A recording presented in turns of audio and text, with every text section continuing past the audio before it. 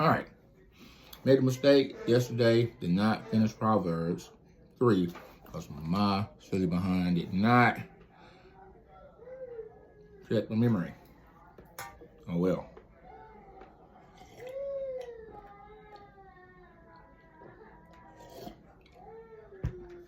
All right. Just going to jump right in. All right. Verse 32. For the devious are an abomination to the Lord, but he is intimate with the upright. All right. Think about it. The devious is someone who is making up schemes to take advantage of their neighbor. That is deviousness. Okay. In any form that it takes. Okay. So it doesn't matter if it's scamming at the job, if it's finessing your taxes, anything. Remember, the fact that you're being devious about it, it shows more of a wicked intent, something in your heart. Devising these schemes for what exactly are you trying to accomplish? Is it for your safety? Is it for to help someone else? Most of the times not at least in this context. Okay. So what does God say about the devious and things of this nature? The curses of the Lord is in the house of the wicked, but he blesses the dwelling of the righteous. Simple as said.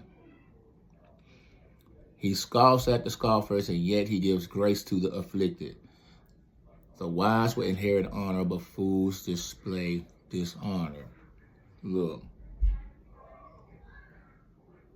if you do wickedness, God is turning his face against you. The consequences of that wickedness will live in your house. Do you understand? Now, it doesn't necessarily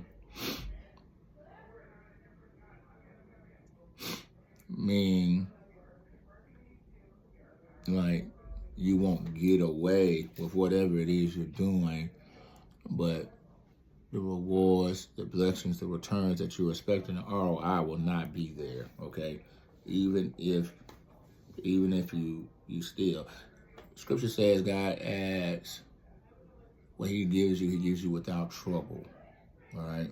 So if you're doing these things that are devious, stealing, lying, cheating, whatever, you may get over on man, but you will not have peace. You will have trouble with it. Remember, we're growing in favor of God and man if we keep his commands. Love God, love your neighbor. You know what I'm saying? So whatever it is you're stealing for, lying for, manipulating for, people will gladly, lovingly give to you just because they love you in the way you treat them, just for the asking. Again, as I've shown you guys before, if I want to drive a Ferrari, if I want to drive luxury vehicles, whatever I can dream of, I can make a phone call and a man will give me keys. I don't have to go buy a Ferrari. I can just go ask my buddy and he'll give me keys. You understand?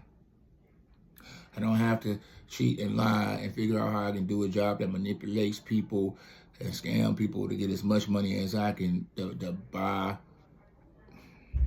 Come on, man. It don't make no sense. Again, favor with God and man, that's the way it looks. Like the desires of your heart sometimes, that's the way it looks. It's like, I will give you desires of the house. How? You have access to the things that you want, don't you? Yes. Did you have to scheme to get it? No. So don't. Again, when you scheme and devise and you lie, then you have to remember these things. You don't have peace. You got to remember who you told what to, when, and how. with your spouse, and you have to figure out, oh, what did I say I was going to be? For what? Why are we devising schemes to get away with something? All right? You already have everything you need right now. All right? Now, if it's involving, someone that's not your wife or husband, I promise you, you get that same type of tissue at home. You'll get a better outcome than messing around. It's just simple. Now, verse 34 says, he scoffs at scoffers, and yet he gives grace to the afflicted. All right. What does scoffing look like? God will let you have your own devices. He'll let you have your way, which is not what you want. For example, when we're disciplining our kids, they're talking about simple things for their safety. For example, I want my baby not to stand up and walk across chairs at the dinner table. Now, I'm going to tell her no or sit down. She might refuse, and she does oftentimes. Now, at that point, she is scoffing at my instruction. There's very obvious reasons why I would tell her no, that she needs to sit down for her safety, okay? But if you're going to refuse, that's fine. Now, when she falls, and she does on occasion, like maybe once or twice, when she's laying on that ground, looking hurt, crying at me, the face I'm making now is the face I make to her. Like, what do you expect me to do about it?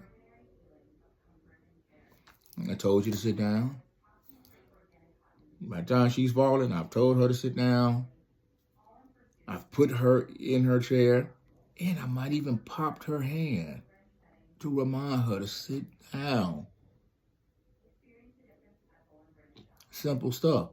And at the point that I done told you, I done sat you down, and I done popped your hand.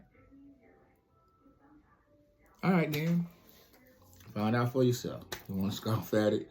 When you hit your face, don't come over here crying. I'm just going to look at you with no compassion. Why? Because this is what you wanted. You decide that was best. So I'm going to let you find out. That too is educating. And so the wise will inherit honor, but fools will display dishonor. All right. Solomon again is telling you, a fool will be on display. Okay? They do things that are dishonorable. Think about our entertainment. Think about the way they display people that look like us. We praise people who display foolishness, ignorance, violence, disrespect, dishonor. We promote them like they're our heroes. Think about our music, our entertainment. The only foolishness gets displayed and gets honored when it comes to us. We should refuse to support it because that's what it is. It's foolishness. It's dishonor.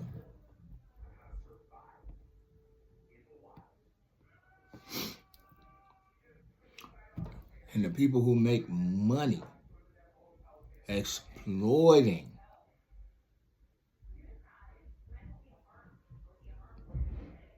those are the real Uncle Toms.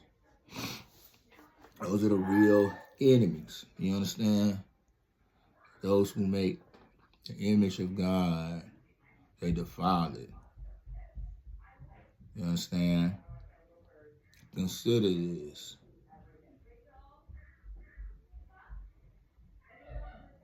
we should not glorify things that are dishonorable. They put black fools on TV so they can sambo and shuck and jive and all in front of the... Come on, bro.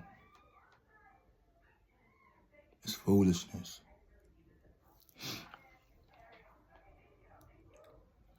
Consider it's unreasonable.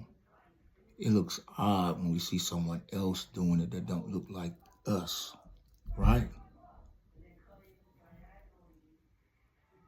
It's uncomfortable to watch. But for what us it'd be common. Fools on display. So I would encourage you to consider, as you go out there, even if you want to entertain, what do you want to display? Do you want to display foolishness?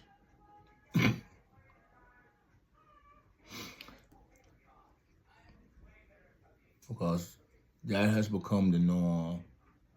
And in the future, I imagine there'll be more and more foolishness on display. So I'm not gonna lie, playing the fool makes a lot of money. It does, it makes a lot of money. Displaying your dishonor makes a lot of money for people.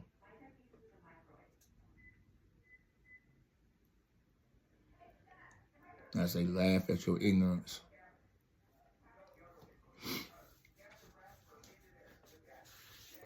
Don't do it. Don't do it. And so for the recap of Solomon 3, don't forget, but let your heart keep the commandments for length of days and years, and peace they will add to you.